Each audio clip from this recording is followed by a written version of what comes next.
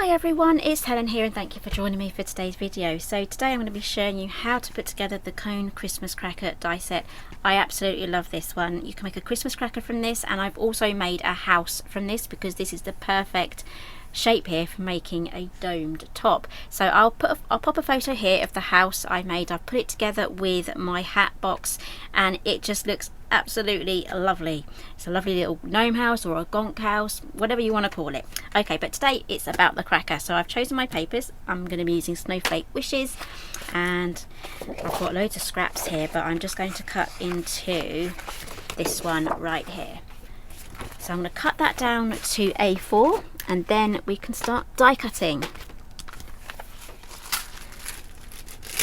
Okay, so all of my die sets do come in these little bags here just to keep everything safe, but if you want to you can pop it onto a magnetic sheet. Now we do have an option here of a scalloped edge. Run it through first and then run it through again with the scalloped edge on your die cut, and then that will give you a lovely different edge there. Okay, let's pop that on. That is going to go on just like that. And again, there's not much direction to this paper at all, so I don't need to kind of pay attention to the orientation of the paper. So let's run this through.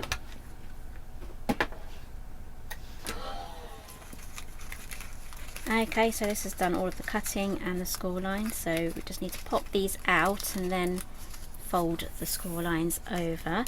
Now this die set does come with mats as well. Where is it? Where's the die set? Here it is. As you can see, we have star-shaped trellis and shapes here for the cone, so that's for each side, but I'm just going to really keep it super simple today.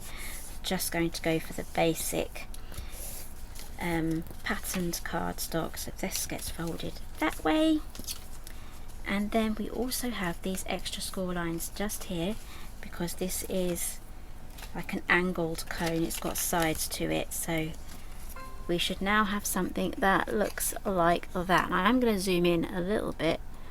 Hopefully you'll be able to see what I'm doing better.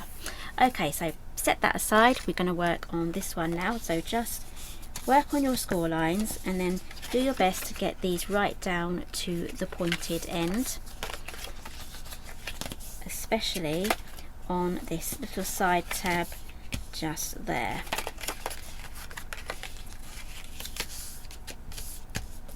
And I'm going to be using red tape for this. Red tape is going to be the easiest way for you to get this together.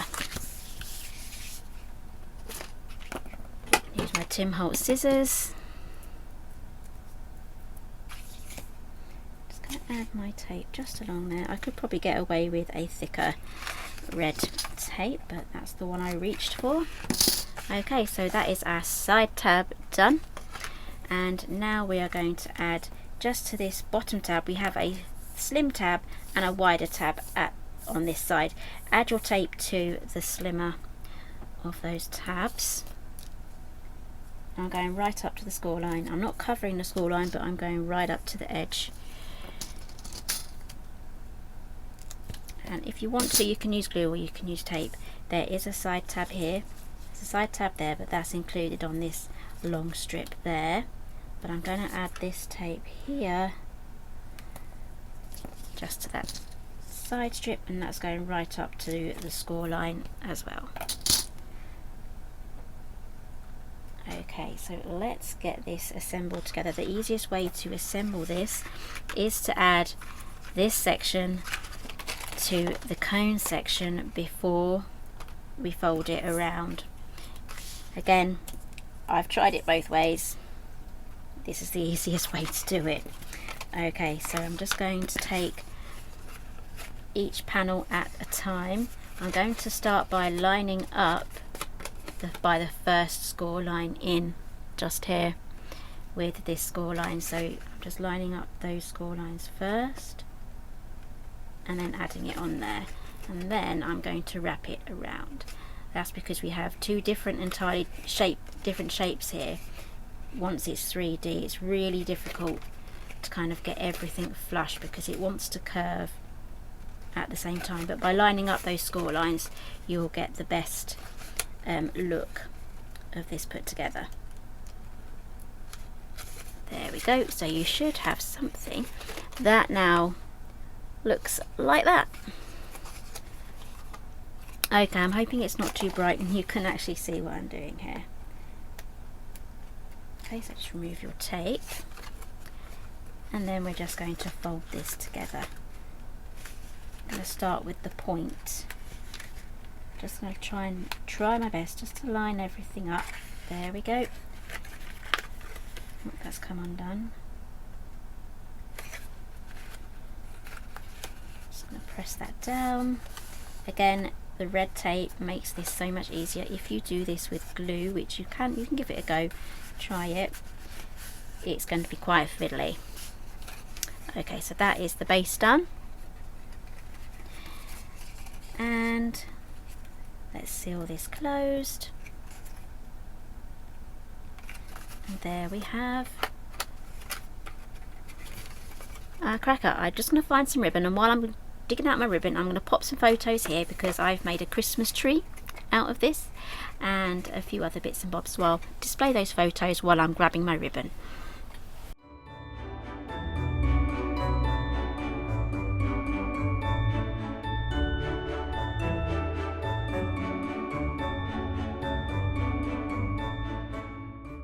Had some wider silver ribbon. I know I do have some, but we're just going to go with the thinner one.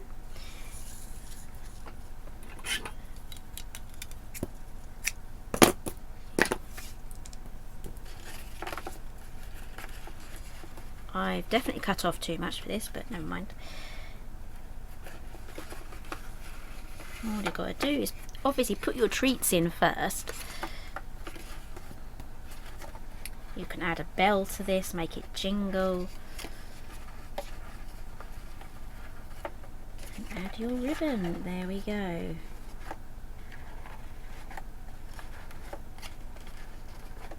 Okay, I think that would look better with some thicker ribbon, but anyways, let's cut that off, and there we have a really easy cracker. You can make these up so fast. These are so easy to do. You can even do it in batches as well. Do all your die cutting, do all like your red tape, and you're attaching top to bottom, and you can just leave them flat like that until you're ready to actually assemble them, like maybe Christmas Eve, and then finish them off. So this is an absolutely wonderful quick make. I love this one, and there's so much you can make just using this, not just crackers. So if you like this one, give me a thumbs up. Everything that I've used today will be listed down below, and I hope you enjoyed this one, and I'll see you again next time.